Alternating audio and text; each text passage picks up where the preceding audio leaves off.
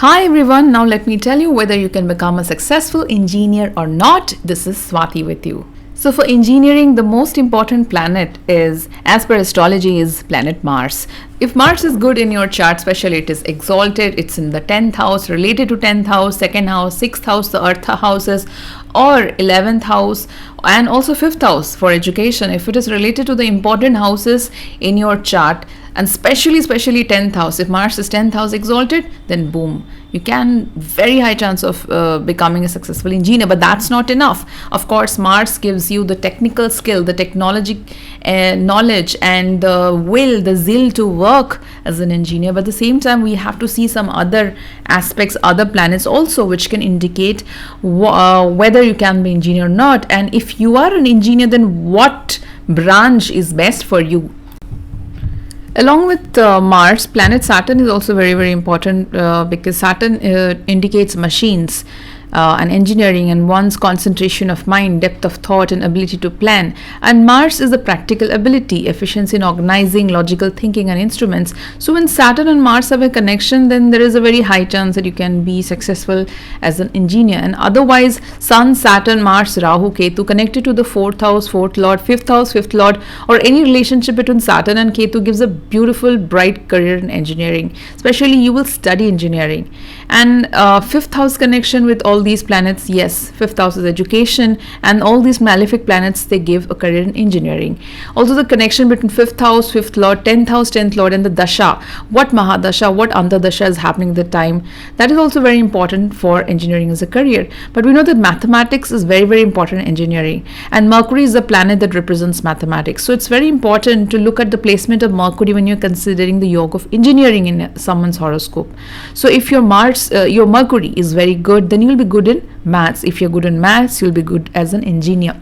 So if there is a Mars and Mercury connection, then that's also an indication that this person can become a good engineer. So if you look at Sundar Pichai's chart, so you will find that there is a lot of cluster of planets like Moon, Mars, Mercury, and Rahu in the 5th house.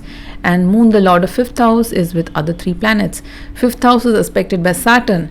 So all these, create this yoga for engineering. And Mercury, the lord of 4th house, is in the 5th house in his horoscope. Saturn is forming a very powerful Raj Yoga with Venus.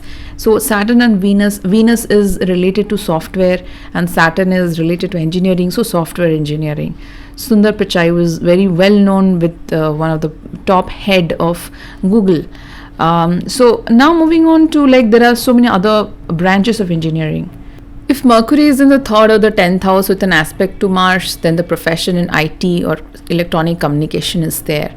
See, for mechanical engineering, Saturn and Mars, these are the most powerful and most important planets. If it's civil engineering, then we can say that 4th house is very important, Mars in the 4th house, 10th house, and if it's connected with Saturn and Venus for beauty, also with a connection with 10th house, can indicate civil engineering. At the same time, for electrical engineering, Ketu is very important, Uranus is important. So some of you might be wondering that why is that some people crack very top level engineering colleges and go to the top of engineering. Some go for lower level mid-tier colleges, some go to international level of engineering colleges. Why there is so much of difference? Because in the charts of some people, so these planet positions are really strong, so they crack this engineering entrance very quickly, and they rise in this career. So you can always check whether it's possible for you or not. If not, something better is there for you. So don't worry about that. So as I was saying, that there are some signs like Gemini, Libra, Aquarius, they indicate technical education. And also when Taurus, Gemini, Cancer, and Leo are placed in the 4th house, Rahu is linked with the 4th house, Lord of the 4th house, and there are a good chance of technical education and becoming an engineer. And also talking about the constellations of Mercury like Ashlesha, Jesha, and Revati, they're also they have some interest in engineering field. But I will also say Adha Nakshatra also, they're very good in engineering. They can be very good in electronics and also software, computer engineering. They can do really good at that. So especially whatever the new technologies are coming, Rahu is very good.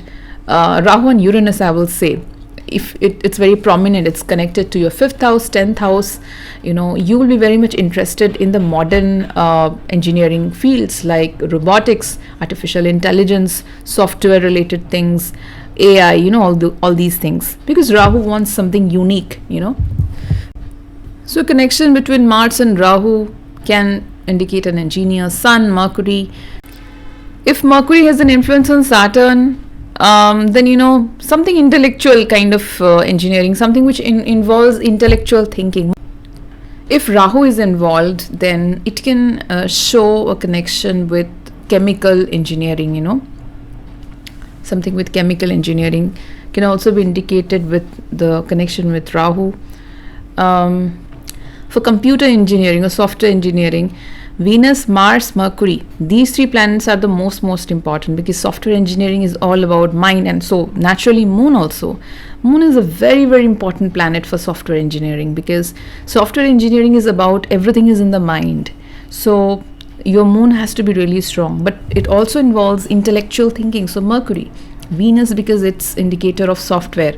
Entire software field is Venus. It's a new field. It's something which is a kind of an imaginary place. It doesn't exist in the real world. So Venus and Mars, because Mars is an indicator of every kind of engineering. So yeah, this is a little bit. But if you are planning for something like petroleum engineering, something which is below the ground. So Pluto can be an indicator of the engineering which is below the ground, like metallurgy or petroleum. These things are there.